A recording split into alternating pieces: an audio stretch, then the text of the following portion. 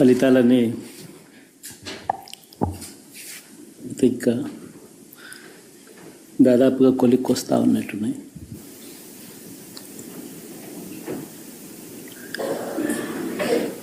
చూసిన ఫలితాలు జరిగిన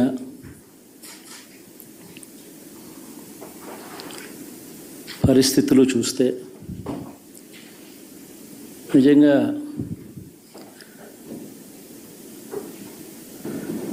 ఆశ్చర్యంగా కూడా ఉన్నాయి.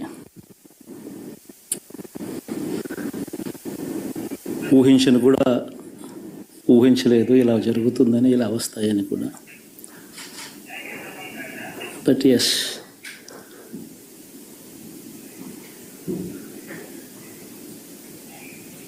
అమ్మఒడి అందుకున్న 53 లక్షల మంది తల్లులకు మంచి చేసినాం, పిల్లలు బాగుండాలి, వాళ్ళ చదువులు బాగుండాలని తాపత్రయపడుతూ అడుగులు వేసాం.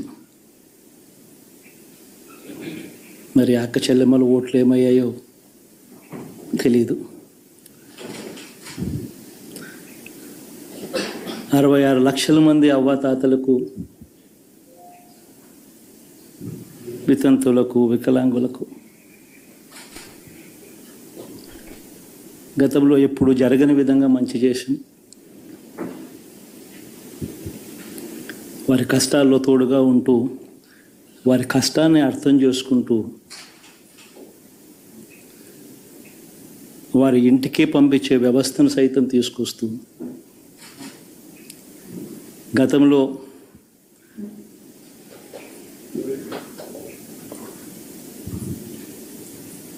మా ప్రభుత్వం అధికారంలోకి రాకమునుపు ఇస్తా ఉన్న చాలని పెన్షన్ నుంచి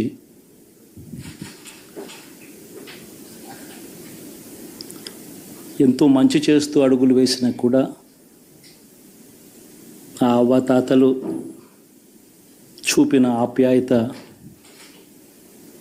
ఏమైందో కూడా తెలియడం లేదు. దాదాపుగా 1,05,00,000 మందికి పొదుపు సంఘాల అక్క చెల్లెమ్మలకు మంచి జరిగిస్తూ, వారి కష్టాలనే మా కష్టాలుగా భావిస్తూ, ఇచ్చిన ఏ మాట తప్పకుండా అన్ని రకాలుగా వాళ్ళకు అండగా ఉంటూ, ఆసరాతో తోడుగా ఉన్నాం, సున్నా వడ్డీతో సైతం అండగా ఉన్నాం, చేయూత సైతం తోడుగా ఉంటూ నిలిచాం. మరి ఆ 1,05,00,000 మంది అక్క చెల్లెమ్మల ప్రేమాభిమానాలు ఏమయ్యాయో తెలియవు. 26 లక్షల మంది చేయూతను అందుకుంటున్న అక్క చెల్లెమ్మలు, వారి ఆప్యాయత ఏమైందో తెలీదు.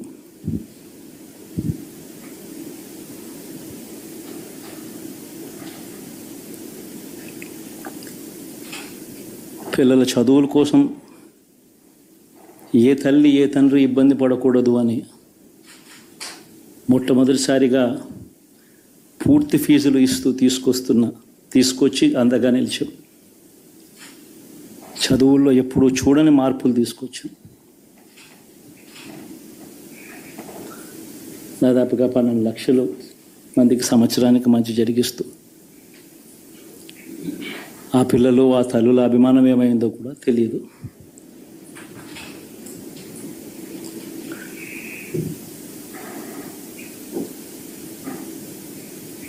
దాదాపుగా 54 లక్షల మంది రైతన్నలకు గతంలో ఎప్పుడూ చూడని విధంగా, జరగని విధంగా పెట్టుబడికి సహాయంగా అందించే కార్యక్రమం మొట్టమొదటిగా జరిగింది మన ప్రభుత్వం వచ్చాకే.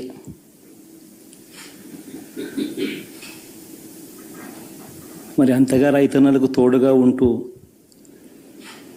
రైతన్నలకు రైతు భరోసా ఇవ్వడం కానీ,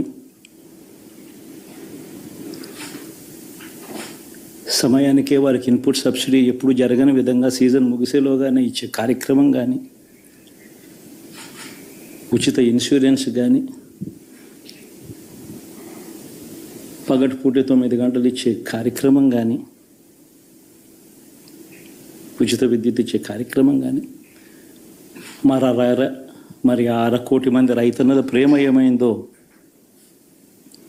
తెలియదు.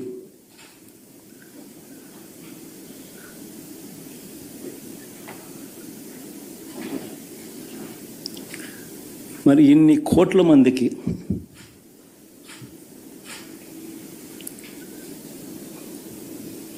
పేదవాడికి తోడుగా ఉంటూ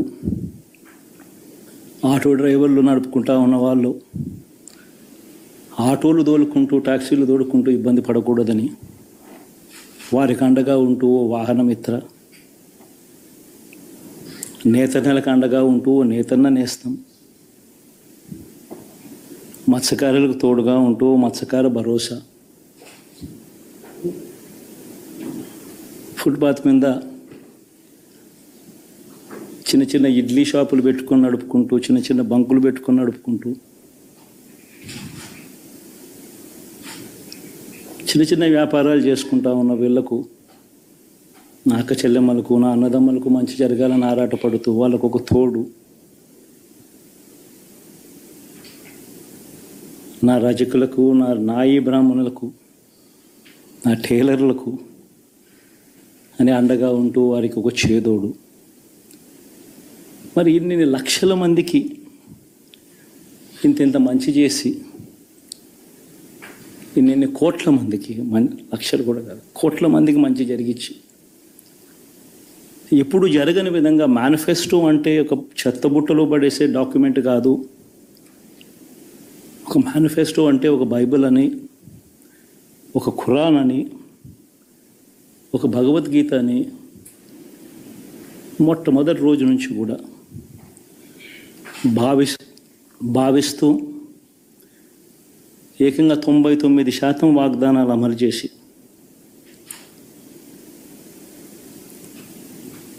అంతే చిత్తశుద్ధితో ఆ మేనిఫెస్టోను కూడా అక్క చెల్లెమ్మల ఇంట్లోకి తీసుకొని వెళ్ళి చూపించి మీరే టిక్కు పెట్టండి అనే నిబద్ధత గల ప్రభుత్వంగా పనిచేసాం. ఇప్పుడు జరగని విధంగా పిల్లల చదువులు, పేదరికం పోవాలి అని అంటే పిల్లల చదువులకు క్వాలిటీ ఎడ్యుకేషన్ అవసరం అని మొట్టమొదటిసారిగా ఇంగ్లీష్ మీడియంను వ్యతిరేకిస్తున్న వాళ్ళందరూ పెత్తందారులతో యుద్ధం చేసి సైతం పిల్లలకి ఇంగ్లీష్ మీడియం తీసుకొని రావడమే కాకుండా టోఫుల్, ఐబీ లాంటి కళలు కూడా కలం. ఆ పేద పిల్లలకు అండగా నిలబడాలని, తోడుగా ఉండాలని, వారి చరిత్రలు మార్చాలని, ఎప్పుడు చూడని విధంగా గ్రామ స్థాయిలోనే సచివాలయ వ్యవస్థ, వాలంటీర్ల వ్యవస్థ తీసుకొచ్చి ప్రతి ఇంటికి సేవను అందించే కార్యక్రమం చేశాం. వివక్ష లేకుండా, కరప్షన్ లేకుండా దాదాపుగా 2,70,000 కోట్ల రూపాయల పైచిలకు ఇంటి వద్దకి అందించగలిగాం.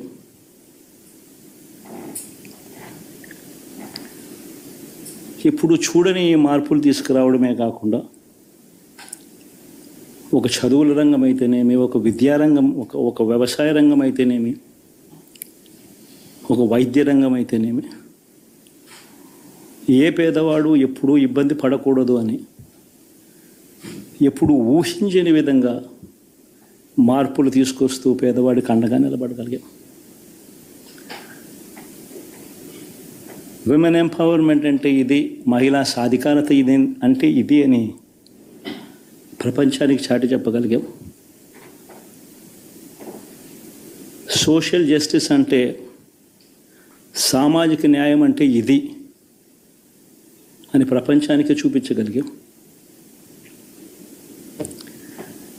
మరి ఇన్ని గొప్ప మార్పులు చేసిన తర్వాత, ఇన్ని కోట్ల మందికి మంచి జరిగిన తర్వాత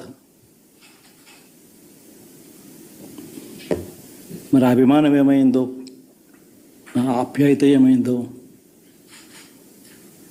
తెలీదు.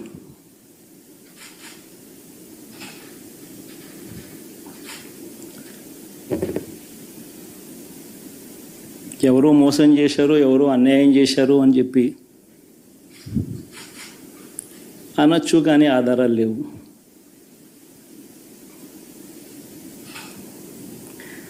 ఏం జరిగిందో దేవుడికి తెలుసు. పెద్ద నేనైతే చేయగలిగింది ఏమీ లేదు. ప్రజల తీర్పు తీసుకుంటాం, కానీ మంచి చేయడానికి మాత్రం ప్రజలకు తోడుగా ఖచ్చితంగా ఉంటాం. వాయిస్ ఆఫ్ ది వాయిస్లెస్ కింద ఈ పార్టీ తాను చేయాల్సిన పని తప్పకుండా చేస్తుంది. పేదవాడికి అండగా ఉండే కార్యక్రమంలో ఎప్పుడూ కూడా పేదవాడికి తోడుగా ఉంటూ గలం విప్పుతుంది, పేదవాడికి అండగా నిలుస్తుంది. పెద్ద పెద్ద వాళ్ళ కూటమి ఇది, ఢిల్లీలో సైతం శాసించే పరిస్థితుల్లో ఉన్న కూటమి ఇది. ఆ కూటమిలో ఉన్న బీజేపీకి, ఆ కూటమిలో ఉన్న చంద్రబాబు గారికి, ఆ కూటమిలో ఉన్న పవన్ కళ్యాణ్ గారికి, అందరికీ కూడా వాళ్ళ గొప్ప విజయానికి అభినందనలు.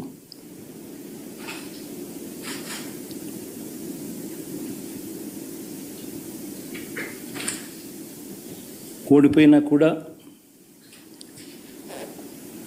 నా ప్రతి కష్టంలో కూడా తోడుగా అండగా నిలబడిన నా ప్రతి నాయకుడికి, ప్రతి కార్యకర్తకు, ప్రతి వాలంటీర్కు, ప్రతి ఇంట్లో నుంచి వచ్చిన ప్రతి స్టార్ క్యాంపెయినర్గా నాకు తోడుగా నిలబడిన నా అక్క చెల్లెమ్మలకు, అన్నదమ్ములకు, మీ అందరికీ మనస్ఫూర్తిగా మీ అందరికీ కూడా కృతజ్ఞతలు తెలియజేస్తా ఉన్నాను.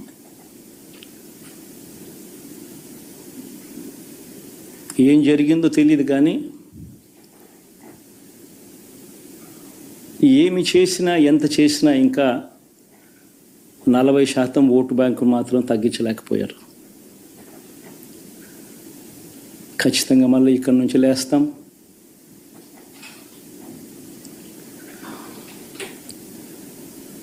మళ్ళీ ఇక్కడి నుంచి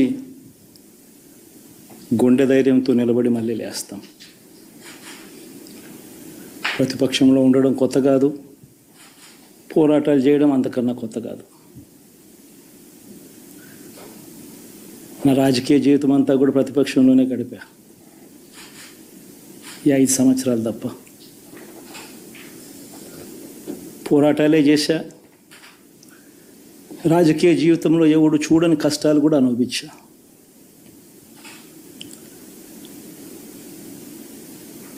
ఇప్పుడు అంతకన్నా కష్టాలు ఏదైనా పెట్టినా కూడా సిద్ధంగా ఉన్నాం, సిద్ధంగా ఎదుర్కొంటాం.